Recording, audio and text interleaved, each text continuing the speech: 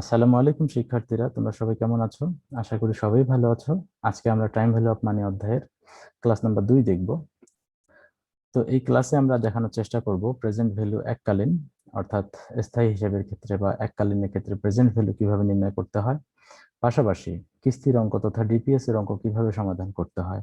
তো যারা class number 1 দেখে আসোনি, তোমরা অবশ্যই ক্লাস নাম্বার 1 আগে দেখো, কারণ ক্লাস নাম্বার 1 এমন ভাবে উপস্থাপন করা হয় যাতে একটা চ্যাপ্টার সম্পর্কে মিনিমাম 50% ধারণা সেখানেই পাওয়া যায়। তোমরা অবশ্যই ক্লাস নাম্বার 1 আগে দেখবে, তারপর ক্লাস নাম্বার 2। তো অঙ্কগুলো যখন সমাধান করবে অবশ্যই তোমরা খাতায় লিখে লিখে সমাধান করার চেষ্টা করবে, তাহলে তোমরা ভালো বুঝতে পারবে। চলো শুরু করা যাক।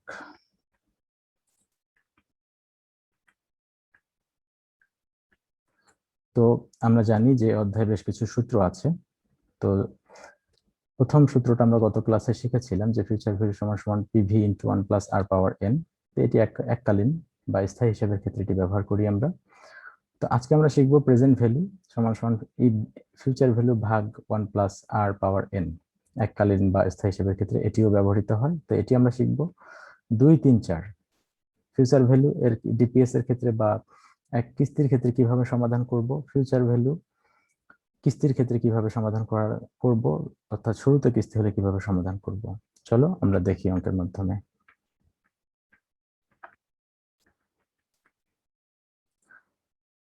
এক্সাম্পল 1 আমরা দেখবো যে ইওর ফাদার উইল নিড টাকা 3 লাখ এট দ্য এন্ড অফ 5th ইয়ার। তোমার বাবা 3 লক্ষ টাকা দরকার হবে এট দ্য এন্ড অফ 5th ইয়ার, অর্থাৎ 5 বছর শেষে। তো এখন কোনো টাকার প্রয়োজন নেই, আজ থেকে 5 বছর পরে তোমার বাবার 3 লক্ষ টাকা দরকার। তো যেহেতু এখন দরকার নাই, দরকার হবে 5 বছর পরে, সুতরাং এই ভ্যালুটাই হবে future value. How much money should he deposit today. আজকে সে কত টাকা বা তার বাবা মানে তোমার বাবাকে কত টাকা জমা রাখতে হবে to get the money at 12% interest compounded quarterly.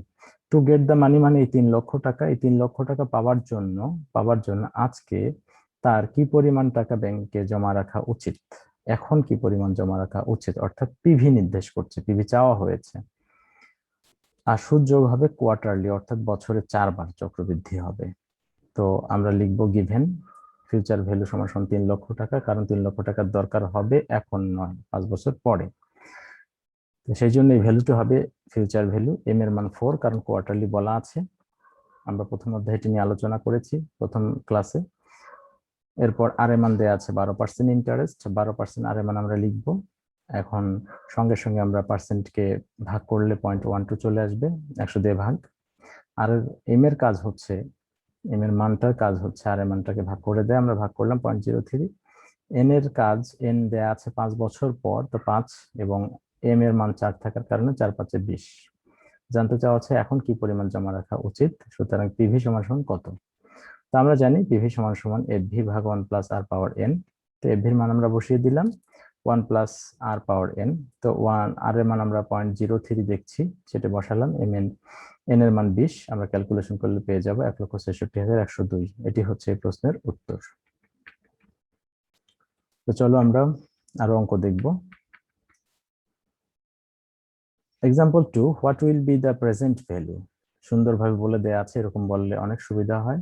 What will be the present value, বর্তমান মূল্য কত, অফ টাকা 6,000, 6,000 টাকার বর্তমান মূল্য কত, to be receive at the end of 6 years. এই 6,000 টাকা যে রিসিভ করা হবে সেটা 6 বছর পরে, এখন না। 6 বছর পরে 6,000 টাকা রিসিভ করা হবে, তার বর্তমান মূল্য কত জানতে চাওয়া হচ্ছে। তো 6 বছর পরে রিসিভ করা হবে 6,000, এই 6,000 টাকাই হবে ফিউচার ভ্যালু। এন এর মান 6। এরপরে ডিসকাউন্ট রেট বলা আছে 12%, এটি হচ্ছে ইন্টারেস্ট রেট।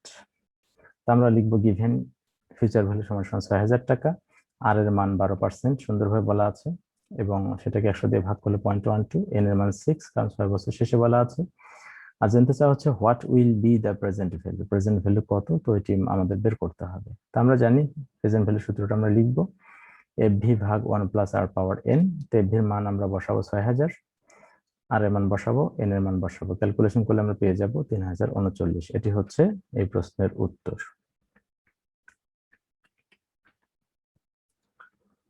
এরপর আমরা আর একটা গুরুত্বপূর্ণ অঙ্ক দেখব। You are planning to buy a car next year. তুমি পরের বছর একটা কার কেনার পরিকল্পনা করছো। দ্যাট উইল কস্ট 1 লাখ টাকা এট দ্যাট টাইম।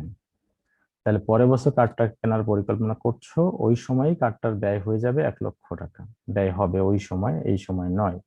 তো ওই সময় ব্যয় হবে 1 লক্ষ টাকা, এখনো ব্যয় হয়ে যায়নি, পরের বছরে ব্যয় হবে, বিধায় এই ভ্যালুটি ফিউচার ভ্যালু।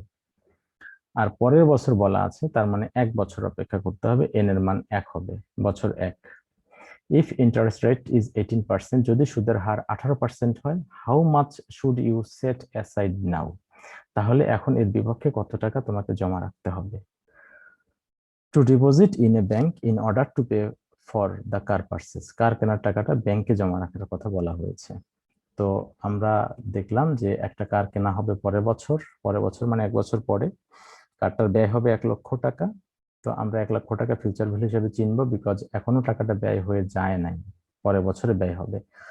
আর এমন বলা আছে 18%, আমরা লিখবো 100 দিয়ে ভাগ করলে 0.18, এন এর মান যেহেতু পরের বছর কিংবা 1 বছর অপেক্ষা, এন এর মান 1, পিভি সমান কত, অর্থাৎ এখন কি পরিমাণ জমা রাখতে হবে ব্যাংকে। আমরা জানি পিভি সূত্রটা আমরা লিখবো, লিখে মান বসাবো, ক্যালকুলেশন করলে পেয়ে যাবো 84,746। অর্থাৎ এখন যদি এই টাকাটা আমরা ব্যাংকে আমানত রাখি, পরের বছর কার কেনার জন্য 1 লক্ষ টাকা ব্যাংক আমাদের পেইড করবে। চলো আমরা পরবর্তী এক্সাম্পল দেখব।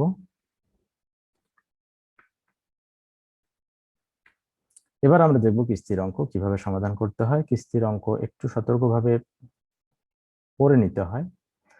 তো আমরা দেখব, you have opened a DPS account in the Sonali bank. তুমি একটা ডিপিএস অ্যাকাউন্ট সোনালী ব্যাংকে ওপেন করেছো। Okay, your monthly deposit is taka 500, অর্থাৎ তোমার মাসিক কিস্তি, ডিপিএস এর মাসিক কিস্তি হচ্ছে 500 টাকা। ওকে, মাসে মাসে জমা দিতে হয় 500 টাকা। Bank pace 12% interest on compounded monthly, bank দেয় 12% সুদ, চক্রবৃদ্ধি হয় মাসিক। What will be the future value of year deposit after 10 years, তোমার 10 বছর পরে তোমার ডিপোজিটের ভবিষ্যৎ মূল্য কত, স্পষ্ট জানতে চাওয়া হয়েছে। তো আমরা খুব ভালো করে দেখবো যে একটা ডিপিএস অ্যাকাউন্ট খুলেছি, ডিপিএস মানে কিস্তি, কিস্তি সাধারণত আমরা দেখেছি ডিপিএস গুলো 1 মাস পর পরই জমা দেওয়া হয়। তো যাদের ডিপিএস আছে তারা ভালো বুঝবে, যাদের নাই তারাও চিন্তা করলে বুঝতে পারবে যে ডিপিএস সাধারণত মাসে মাসেই জমা দিতে হয়, কখনো দোমাসিকও থাকে, বাৎসরিকও ডিপিএস থাকে। তো এখানে মান্থলি ডিপোজিট বলা আছে 500 টাকা। তো এটি হচ্ছে অ্যামাউন্ট অফ ইনস্টলমেন্ট গিভেন দিয়ে আমরা লিখবো যে এ সমান সমান 500, কারণ হচ্ছে মাসে মাসে আমরা জমা দিব 500, আমরা 1 মাস দিয়েই শান্ত হবো না, দিতেই থাকবো। কত বছর দিব, অবশ্যই 10 বছর পর্যন্ত। এম এর মান 12, কারণ মাসে মাসে আমরা কিস্তি দিচ্ছি, এই জন্য এম এর মান 12 হবে, কারণ 1 মাসে একবার ডিপোজিট দিই, 2 মাসে 2বার, 3 মাসে 3বার, এভাবে 12 মাসে 12বার কিস্তি দিব, 12বার এম এর মান যোগ হতে, অর্থাৎ এম এর মান আমরা 12 লিখবো। এছাড়াও বলা আছে কম্পাউন্ডেড মান্থলি, মান্থলি বলা থাকলে এম এর মান 12ই হয়। আর কিস্তির অঙ্কের ক্ষেত্রে মাথায় রাখতে হবে যে কিস্তি মাসে মাসে দিলে অবশ্যই এম এর মান 12 হবে, কিস্তি যদি ইয়ারলি হয় এম এর মান 1 হবে, কিস্তি যদি হাফ ইয়ারলি হয় তাহলে এম এর মান 2 হবে। তো চলো আমরা দেখি পরে কি দেওয়া আছে। এরপরে ব্যাংক পেজ 12% ইন্টারেস্ট, অর্থাৎ আর এর মান 12%, 12%কে আমরা যদি 100 দিয়ে ভাগ করে ফেলি, সাথে সাথেই 0.12 পেয়ে যাব। এরপর এম এর মান যেহেতু 12, তো এটি ভাগ করবে, ভাগ করলে 0.01 আসবে। এন এর মান বলা আছে 10 বছর, 10 বছর অর্থাৎ আমরা এন এর মান 10 বসাবো, পাশাপাশি 12 দিয়ে গুণ করে ফেলবো, কারণ এম এর মান 12 দেওয়া আছে, গুণ করলে 120। ফিউচার ভ্যালু কত জানতে চাওয়া হয়েছে, what will be future value. আমরা ফিউচার ভ্যালু কিস্তির সূত্রটা লিখবো, যেহেতু কিস্তির শুরুতে শেষে কিছুই বলেনি, সুতরাং আমরা শেষে কিস্তির সূত্রটা লিখবো, লিখে মানগুলো বসাবো। আমরা লিখেছি সূত্রটা, লিখে এর মান 500 টাকা, এরপর আর এর মান বসাচ্ছি, এন এর মান বসাচ্ছি, ক্যালকুলেশন করলে আমরা পেয়ে যাবো 1,15,019 টাকা। তো এখান থেকে বোঝা যায় আমরা যদি মাসে মাসে কিস্তি দেই, তাহলে বছরে কিস্তি জমা হয় 12টা, 12টা মানেই হচ্ছে 500 গুণন 12 6,000। আমরা কিস্তি দিব 10 বছর পর্যন্ত, 6,000 গুণন 10 সমান সমান 60,000। তো 60,000 টাকা আমরা যদি ব্যাংকে কিস্তির মাধ্যমে জমা করি, আমরা মেয়াদ শেষে পেয়ে যাবো 1,15,019 টাকা। তো এটি হচ্ছে এই প্রশ্নের উত্তর। চলো আমরা আরো অঙ্ক দেখবো। Nilima opens a DPS account at Sonali Bank, Gazipur branch. The Nilima opens a DPS account at Sonali Bank at Gazipur branch on 1st January 2003. Nilima সোনালী ব্যাংকের গাজীপুর ব্রাঞ্চে 2003 সালের জানুয়ারি মাসে একটা অ্যাকাউন্ট ওপেন করেছে। She deposits a টাকা 100 at the beginning of every week. ওকে, সে 100 টাকা করে জমা দেয় প্রতি সপ্তাহের শুরুতে, and to his DPS account, the DPS অ্যাকাউন্টে। সোনালী ব্যাংক অফার্স 12.5% ইন্টারেস্ট, সোনালী ব্যাংক অফার দেয় অর্থাৎ তাকে প্রদান করে 12.5% সুদ, কম্পাউন্ডেড উইকলি, চক্রবৃদ্ধি হয় মাসিক। How much Nilima will receive on maturity, Nilima মেয়াদ শেষে কত টাকা পাবে, ম্যাচুরিটি কত সেটা আমরা এখনো পাইনি। Assume that DPS will be matured on 31 December 2017, মনে করা হচ্ছে ডিপিএস অ্যাকাউন্টে ম্যাচুরড হবে 2017 সালে 31 ডিসেম্বরের পরে। তো আমরা কি দেখলাম যে নীলিমা একটা সোনালী ব্যাংকে ডিপিএস অ্যাকাউন্ট খুলেছে 2003 সালে জানুয়ারির 1 তারিখে। তো জানুয়ারি 1 তারিখে খোলা অর্থ হচ্ছে 3 সাল সহ হিসাব করতে হবে। সে প্রত্যেক সপ্তাহের শুরুতে বলেছে, শুরুতে খেয়াল করতে হবে, আবার সপ্তাহ বলেছে, সপ্তাহ মানে 52 সপ্তাহে 1 বছর হয়। তো বছর 52টা কিস্তি সে জমা দেবে, অর্থাৎ এম এর মান 52 হয়ে যাবে। কিস্তি আমরা দেখতে পাচ্ছি 100, তাহলে এর মান আমরা লিখে নেব 100। অ্যামাউন্ট অফ ইনস্টলমেন্ট, এম এর মান 52, বিকজ প্রত্যেক সপ্তাহে একটা করে কিস্তি। এরপরে ব্যাংক তাকে 12.5% সুদ দেয়, 12.5% আমরা আর এর মান লিখবো, পাশাপাশি 100 দিয়ে ভাগ করে ফেলবো। ভাগ করলে আমরা পেয়ে যাবো 0.125, সেটাকে এম এর মান দিয়ে ভাগ করবো, আবার ভাগ করলে আমরা পেয়ে যাবো 0.0024। এরপর এন এর মান বলা ছিল, যেহেতু সরাসরি এন এর মান বলা নেই, সেক্ষেত্রে আমাদের বিয়োগ করতে হবে। দ্যাট মিনস 2017 থেকে 2003 সাল সহ যদি আমরা 2017 পর্যন্ত হিসাব করি, তাহলে আমরা পেয়ে যাব 15 বছর। এছাড়াও 2017 থেকে 2003 সাল বিয়োগ করে যদি এক যোগ করা হয়, তাহলে আমরা 15 বছর পেয়ে যাব। সেই 15 বছর গুণন 52, 52 হচ্ছে এম এর মান, গুণ করলে আমরা পাই যাবো 780। ফিউচার ভ্যালু কত জানতে চাওয়া হয়েছে, অর্থাৎ 3 সালে ডিপিএস খুলে সে 17 সালে কত পাবে সেটা আগেই নির্ণয় করতে বলা হয়েছে, সেজন্য এটা হবে ভবিষ্যৎ মূল্য কত।